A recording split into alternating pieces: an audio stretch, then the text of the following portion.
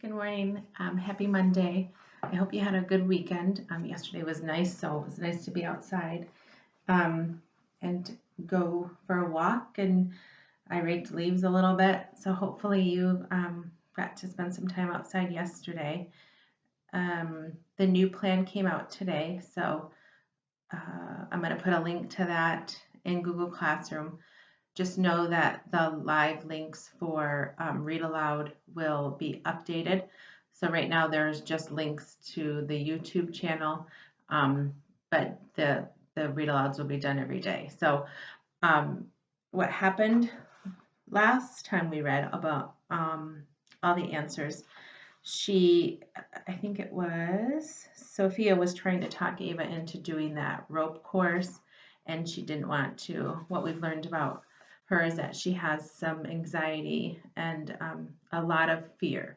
So, which is normal, especially right now. We all have a lot of anxiety of the unknown. And so this chapter today is called Stupid Free Will. So let's see what happens today. After Sophia left, Ava went to her room and did her math homework without any pencil help. She made a new poster with Mrs. Galvin's forgiveness quote on it and doodled what she hoped were some forgiving-looking owls in white spaces. One turned out pretty good, but the other two resembled penguins again, and their expressions looked more surprised than forgiving. Ava put the new poster up on her bulletin board next to the other quotes and the dream catcher she made at craft camp in 4th grade. Then she popped a saxophone reed in her mouth, found her jazz tryout music, and discovered an orange sticky note on top, with a note from Miss Romero. Didn't have this in my library, but I borrowed it from a friend for you. Remembered how much you loved the Titanic. There were stars on the sticky note, like this was the song Miss Romero really wanted Ava to play. The thing is, they'd only talked about the Titanic once. When Ava was reading a newspaper article about a Titanic artifact exhibit before her music lesson, Miss Romero had said, "Oh, do you like the Titanic?" And Ava had answered yes. She'd meant the ship and the story of the iceberg, not that sad movie they made up. But Miss Romero started going on and on about Leonardo DiCaprio then, and Ava couldn't get a word in edgewise. So now she had this music for My Heart Will Go On. Ava put her sax together and tried playing it. She was pretty good at sight reading, and this song wasn't hard, but the whole time she was playing it, she kept picturing all those actors and actresses floating around in the sea with their shivery blue lips. Ava tried to clear her mind and feel the music, but once her brain got going on something, she couldn't turn it off. Ava stopped halfway through the song and flipped through the rest of the music. Nothing else had stars, but maybe there was something Miss Romero would like as much as Frozen Bodies song. Ava leaned over, pulled the pencil and legal pad from her backpack, and scribbled. Which jazz tryout song does Miss Romero like best?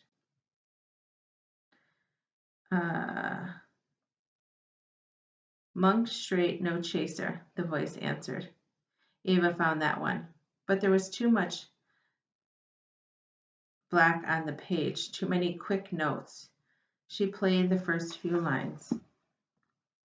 Knowing Miss Romero, Ava understood why she'd like this song. To Ava, it felt too frantic and panicky. Ava put her saxophone down and sighed. Maybe she'd stay home that day for those tryouts. She checked the date Miss Romero had scribbled on the post-it note, November 12th. That was the day of the field trip, too. Ava's heart lightened a little. It was a bonus if you could avoid 2 awful things with 1 sick day. It wasn't that Ava didn't want to be in jazz band. She loved the feeling of playing with a group because everyone sounded big and rich and brave playing together. But aside from the what to play problem, there were older kids in jazz band. What if she wasn't good enough to play with high school musicians? What if she showed up to tryouts and they laughed? What if she threw up on her saxophone before she even had a chance to audition? Ava has a lot of what ifs right now. Ava tried the monk song once more, but she had already what ifed herself out of enjoying the practice time even a little. It was getting late anyway, so she started taking her saxophone apart. Ava, Mom appeared in the doorway with a laundry basket in her arms. Get ready for bed, all right? I'll be back to read. Okay. Ava put her music away, brushed her teeth, and got into her pajamas. Ready, she called after she climbed into bed. Mom came back, laundry free, and flopped into bed next to her with their book. When Ava had learned to read chapter books herself in second grade, she told her mom she didn't need a bedtime read aloud anymore. Mom said that was too bad because she still needed it, so Ava should move over and make room. 5 years later, Mom hadn't changed her mind, and Ava was secretly glad. It was the only time she really had Mom to herself, with no phone pressed to her ear. Were you reading ahead? Her mom frowned at the bookmark. Maybe a little. Ava reached over and flipped back a few pages, in the one and only Ivan, about a gorilla who lives in this crummy shopping mall exhibit with an elephant. We were here, where the new elephant comes. If you remember, we've talked about the one and only Ivan before. It's a very sad book. Good, though, good read. Ava snuggled into her pillow and listened. She liked Ivan. She worried a lot, too. Being a gorilla in a shopping mall was a lot, like being a kid. So much was out of your hands. And if you were a worrying kind of person, that just made you worry more. Mrs. Smith is a worrying kind of person, too. Mom finished the chapter, closed the book, and looked at Ava. You okay tonight? I'm all right, she paused. I don't like it when you and Dad argue about election stuff. We weren't arguing, we were debating. Her mom laughed a little. Honey, we've been canceling out each other's votes every November for 18 years. I promise it's nothing to worry about. I know. That wasn't true, though. It was something to worry about, and Ava did. She kept thinking about what would happen if her parents got divorced. It's hard to stop worrying once you start. I know. I guess today was kind of a terrible, horrible, no good, very bad day. Mom smiled a little. But some days are like that. Even in Australia, Ava added, true to the book they'd read together when she was little. Night, Mom kissed Ava's forehead and stood up. Have a good sleep. She turned out the light and left. Ava got up and turned the light back on because she had the pencil now. She didn't have to wonder if Mom was telling the truth. She could check. She flipped to a new page and the yellow legal pad and wrote, Are my parents going to get a divorce? The pencil didn't answer. Ava's throat got tight. What if they were, and the pencil didn't want to tell her? She tried again. Will you please tell me if my parents are going to get a divorce?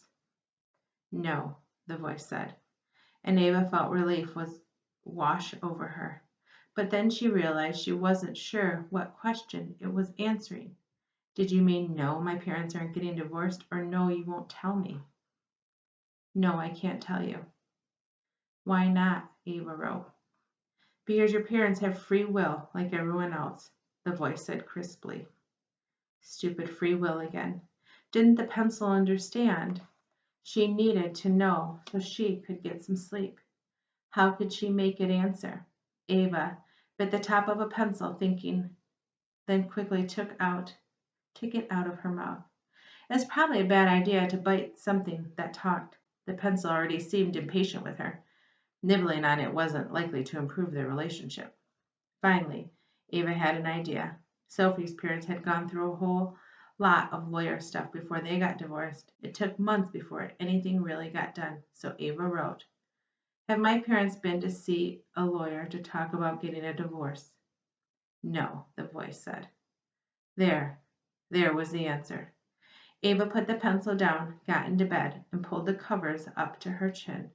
She could cross one worry off her list for now. And the next chapter is Science Class Psychic. So that should be a pretty good chapter. I will post the question into Google Classroom, and if you have any questions, remember to shoot me an email or put something on Google Classroom, and I will do my best to answer. Bye.